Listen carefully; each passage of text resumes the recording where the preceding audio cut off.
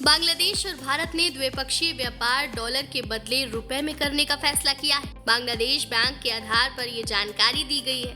बता दें, डॉलर की कीमत में उतार चढ़ाव के आधार पर ही दोनों देशों की मुद्रा की कीमत तय होगी।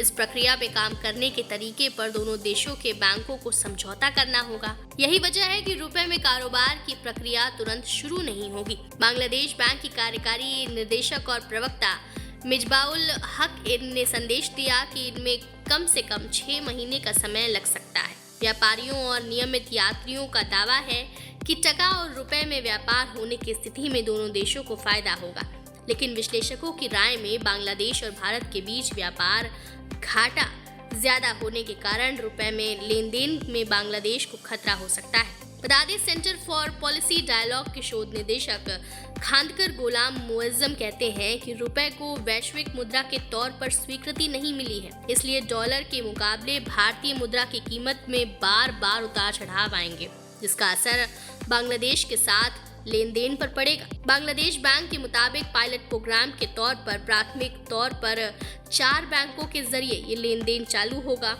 इसमें बांग्लादेश का सोनाली बैंक और ईस्टर्न बैंक, वहीं भारत का स्टेट बैंक ऑफ इंडिया और ICICI शामिल होंगे। भारत के दोनों बैंक बांग्लादेश के 2 बैंकों में खाता खोलेंगे।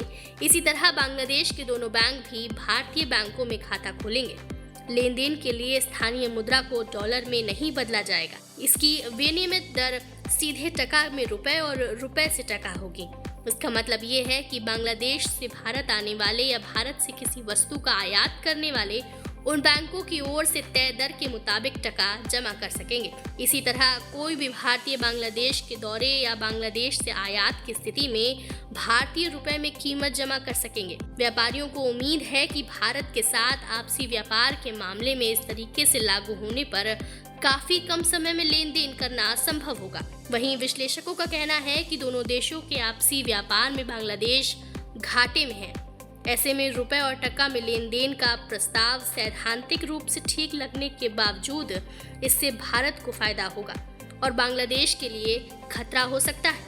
अर्थशास्त्री खानकर गुलाम मुअज्जम कहते हैं कि भारत में ऐसी कई चीजें हैं जिसके लिए उसे दूसरे देशों से डॉलर में कीमत चुकाकर कच्चे माल का आयात करना पड़ता है। ऐसी वस्तुओं के निर्यात की स्थिति में निर्यातकर्ता ज्यादा कीमत तय कर सकते हैं। इससे बांग्लादेश में व्यापारियों के लिए ये लेन देन जोखिम भरा हो जाएगा। बांग्लादेश बैंक के आंकड़े के मुताबिक साल 2021 से 2022 में बांग्लादेश ने भारत को 200 करोड़ डॉलर की वस्तुओं का निर्यात किया था।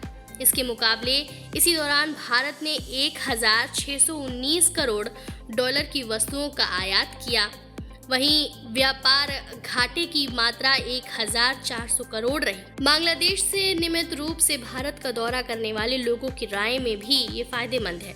अगर कोई व्यक्ति बांग्लादेश से भारत के दौरे पर जाता है तो उसे पासपोर्ट पर डॉलर एंडोर्स करना होता है। ये डॉलर भारत पहुंचने के बाद रुपए में बदलकर खर्च करना पड़ता है। इस प्रक्रिया में 2 बार मुद्रा निविनय के कारण उसको नुकसान होता है।